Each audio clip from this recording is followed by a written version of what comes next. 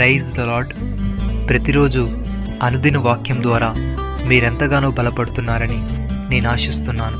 అలాగే మీరు కనుక మన యూట్యూబ్ ఛానల్ని క్రొత్తగా వీక్షిస్తున్నట్లయితే మన యూట్యూబ్ ఛానల్ని సబ్స్క్రైబ్ చేయండి, ఇతరులకు షేర్ చేయండి.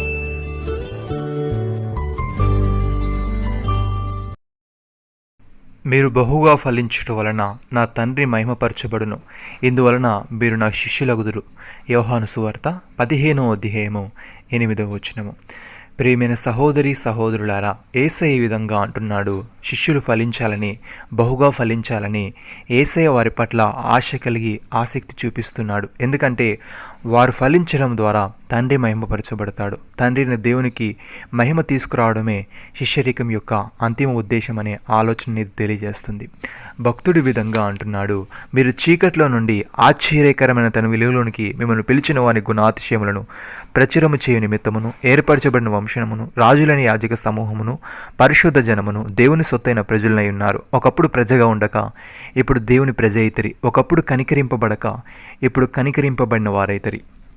సహోదరి సహోదరులారా, మీరు పరదేశంలో యాత్రికులై ఉన్నారు గనుక ఆత్మకు విరోధముగా పోరాడు శరీరాశలను విసర్జించి అన్ని జనులు మిమ్మల్ని ఏ విషయంలో దుర్మార్గులను దూషింతురో ఆ విషయంలో వారు మీ సత్క్రియలను చూచి వాటిని బట్టి దర్శన దినమున దేవుని మహిమపరచినట్లు వారి మధ్యను మంచి ప్రవర్తన గల వారై ఉండవలనని మిమ్మల్ని బతిమాలుకొనుచున్నాను. ప్రియమైన సహోదరి సహోదరులారా, మోసపోకుడి. దేవుడు వెక్కిరింపబడు. మనుషుడు ఏమి విత్తునో ఆ పంటే కోయను. ఎలాగనగా తన శరీరేచ్ఛలను బట్టి విత్తువాడు తన శరీరం నుండి క్షేమను పంటకోయను, ఆత్మను బట్టి విత్తువాడు ఆత్మ నుండి నిత్యజీవమును పంటకోయను. మనం మేలు చేటి యందు విసుకక యందుము, మనం అలేక మేలు చేసిమేమి తగిన కాలమందు పంటకోతము.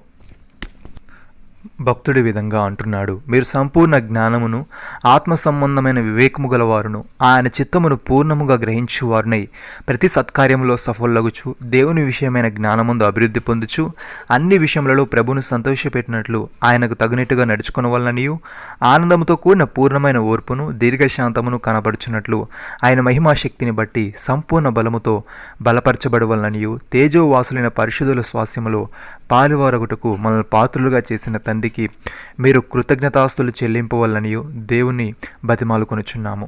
ఆయన మనల్ని అంధకార సంబంధమైన అధికారంలో నుండి విడుదల చేసి తాను ప్రేమించిన తన కుమారుని యొక్క రాజ్య నివాసులుగా చేశాను.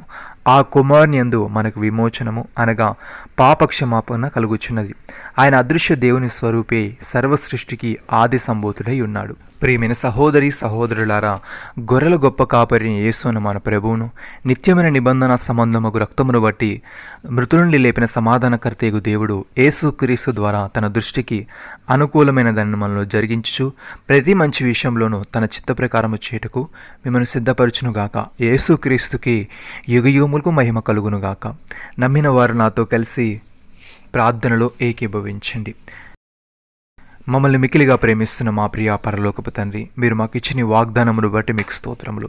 దేవా, మేము చీకట్లో నుండి ఆశ్చర్యకరమైన నీ వెలుగులోనికి మమ్మల్ని పిలిచిన నీ గుణాతిశయములను ప్రచురం చేయ నిమిత్తమును, ఏర్పరచబడిన వంశమును, రాజులేని యాజక సమూహమును, పరిశుద్ధ జనమును, నీ సొత్తైన ప్రజలమై ఉన్నాము గనుక ఒకప్పుడు ప్రజగా ఉండక ఇప్పుడు నీ ప్రజ అయితిమి, ఒకప్పుడు కనికరింపబడక ఇప్పుడు కనికరింపబడిన వారమైతిమి గనుక మేము ఆత్మకు విరోధముగా పోరాడు శరీరాశలను విసర్జించి అన్ని జనులు మమ్మల్ని ఏ విషయంలో దుర్మార్గులను దూషింతురో ఆ విషయంలో వారు మా సత్క్రియలు చూచి వాటిని బట్టి దర్శన దినమున నిన్ను మహిమపరిచినట్లు వారి మధ్యను మంచి ప్రవర్తగల వారమై ఉండుటకు సహాయము దయచేయమని మేము సంపూర్ణ జ్ఞానమును ఆత్మ సంబంధమైన వివేకము గల వారమును నీ చిత్తమును పూర్ణముగా గ్రహించిన వారమై ప్రతి సత్కార్యములో సఫలగుచు నీ విషయమైన జ్ఞానముందు అభివృద్ధి పొందొచ్చు అన్ని విషయములలో నిన్ను సంతోషపెట్టే వారముగా ఉంటుకు నీకు తగినట్లుగా నడుచుకున్నట్లు కృపచూపమని నీ దృష్టికి అనుకూలమైన దానిని మాలో జరిగించు ప్రతి మంచి విషయంలోనూ నీ చిత్త ప్రకారం చేటుకు నీవే స్థిరపరిచి బలపరచుమని ప్రభువైన యేసుక్రీస్తు నామములో ప్రార్థిస్తున్నాము తండ్రి. ఆమేన్.